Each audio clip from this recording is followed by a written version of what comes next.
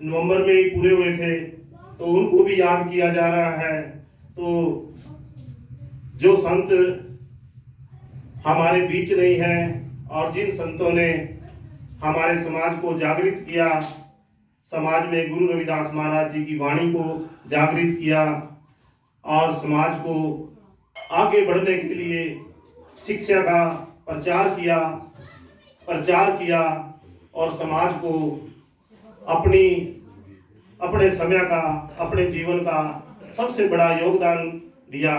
तो मैं ऐसे संत महापुरुषों के चरणों में बार बार नमन करता हूँ, बार बार उनके चरणों में श्रद्धांजलि देता हूँ और गुरु रविदास महाराज जी के चरणों में विनती करता हूँ कि ऐसे संत इस जीवन में, इस समाज में आए जिससे समाज का और मानवता का और जाति का भला हो। तो प्यारे साथ संगत जियो, संत सर्वजीवन दास महाराज जी का जीवन सभी ने देखा।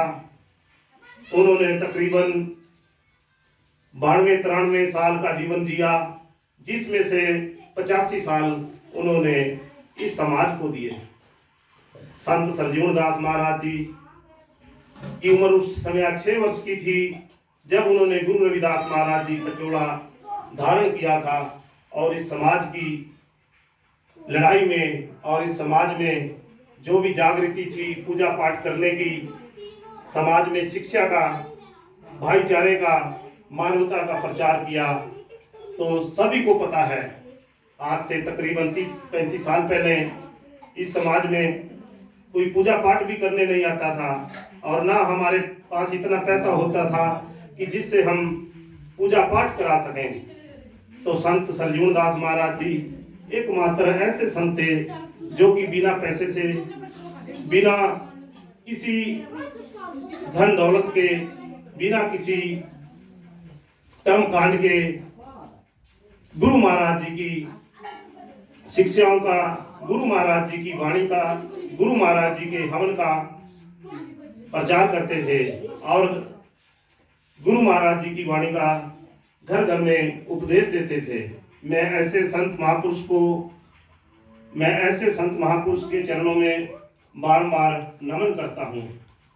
बाहर से आई संत महासंत बलवंत दास जी, संत राजकुमार जी, संत मंगलदास जी, संत रोहतास जी व अन्य संत हमारे बीच में संत मेघदास जी व दूर गांव से आए हुए गुरु रविदास महाराज जी से जुड़े हुए संगत जन सभी का मैं धन्यवाद करता हूं और गुरु महाराज जी के चरणों में निवेदन करता हूं। गुरु रविदास महाराज जी जो भी ये अरदास लेके आए हैं, जो भी भावना लेके आए हैं, इनकी भावना पूरी की जाए और इनके घरों में खुशियां, तंदुरुस्ती, भाईचारा, तरक्की का प्रचार हो और परिवार का विकास हो, ऐसी मनोकामना गुरु रविदास महाराज जी के चरणों में करते हैं। प्यारे साथ संगत जियो, आज जरूरत इस चीज की है जो हमारे संत बलवंत दास जी ने बताया है, जो हमारे अन्य संतों ने बताया है। उस जरूरत के साथ हमें चलना चाहिए। एक पूजा के साथ साथ हमें आज के जीवन को भी देखना चाहिए। जो आज शिक्षा है, हमारे बच्चे अगर पढ़ेंगे तो अच्छी नौकरियों पे जाएंगे और अच्छे कर्म करेंगे और अच्छे बिजनेस करेंगे और जीवन में तरक्की करेंगे, जिससे देश का भी भला होगा, समाज का भला होगा और गुरु रविदास महाराज जी की संगत का भी भला होगा। प्यारे साथ संगत जियो, अपने बच्चों को शिक्षा से जोड़िए। और दूसरी जो बात गुरु रविदास महाराज जी ने सबसे बड़ी कही है कि अपने कर्म के साथ जुड़िए।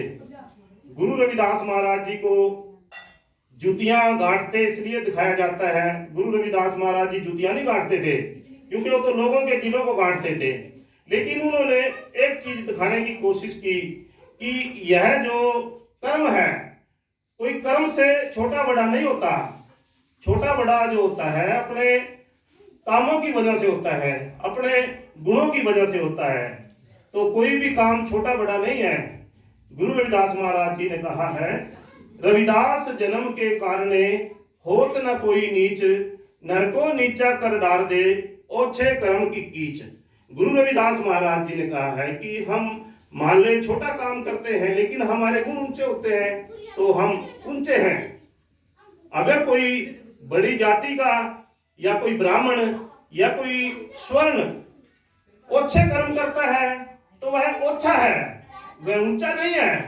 एक मजदूर जो मजदूरी करता है और अपने बच्चों का पालन पोषण करता है और अपने बच्चों को पढ़ाता है और समाज में भी सहयोग करता है, वह ऊंचा है। कुल से कोई ऊंचा बड़ा नहीं बनता, कुल से कोई ऊंचा बड़ा नहीं बनता, बड़ा बनता है तो कर्म से बड़ा बनता है। गुरु रविदास महाराज जी ने इस बात पर बहुत जोर दिया और वही जोर हमारे संत सरजीवन दास महाराज ने भी दिया। संत सरजीवन दास महाराज जी ने एक मजदूर परिवार में जन्म लिया लेकिन उन्होंने जो कर्म किया एक ब्राह्मणों से भी बढ़कर किया। उनका जीवन बहुत ही साफ सुथरा और सुच्चा था, उन्हें कोई शौक नहीं था। अगर उस समय जितना ज्ञान, जितनी भाषाओं का उनको ज्ञान था, जितना ज्ञान उनको धर्म का था, अगर वो चाहते तो करोड़पति कितनी कोठियां बना लेते, कितनी जमीनें बना लेते, लेकिन उन्होंने माया को नहीं छुआ। जिस प्रकार से गुरु रविदास महाराज जी ने माया को नहीं छुआ तो संत सरजून दास महाराज जी ने भी माया को नहीं छुआ। संत सरजून दास महाराज जी जहां भी पूजा पाठ करते थे, कीर्तन करते थे और हवन करते थे, जो भी माया चढ़ती थी वह उस परिवार में ही बांट देते थे।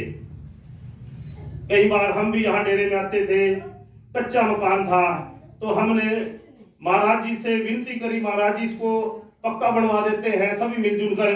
तो उन्होंने कहा क्या जरूरत है।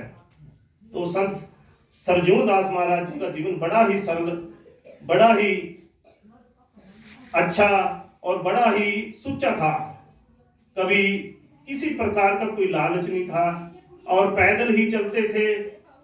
जहां पर पूजा पाठ रखी जाती थी, कथा रखी जाती थी, वो परिवार इतना उठता भी नहीं था, लेकिन उससे पहले वो पैदल चल के, चाहे दिसंबर की सर्दी होती थी चाहे जून की गर्मी होती थी, तो संत जी कभी भी किसी प्रकार का आलस नहीं करते थे। तो प्यारी साध संगत जीओ, हमें भी उनसे शिक्षाएं लेनी चाहिए। हमें भी अपने जीवन में आलस्य नहीं रखना चाहिए। चाहे बच्चे पढ़ाई में अपनी पढ़ाई को ठीक तरह से करो, चाहे मेरी बहनें बैठी हैं अपने घर का काम है, अपने परिवार का काम है, उसको टाइम से करो और उसके बाद आराम भी करो। तो प्यारी साध संगत जीओ, ज्यादा ना कहते हुए मैं संत महापुरुषों के चरणों में विनती करूंगा, प्रार्थना करूंगा, नमन करूंगा और बाहर से जो संगत आई हुई है, हमारे संत महापुरुष जी आए हुए हैं, मैं उनका स्वागत करते हुए अपना स्थान ग्रहण करता हूं। जो बोले सो निर्भय बोल, जगत गुरु रविदास महाराज की जय। जो बोले सो निर्भय बोल, बाबा साहब डॉक्टर भीमराव अम्बेडकर महाराज की जय। जो बोले सो निर्भय बोल, संत सरजून दास महाराज की जय।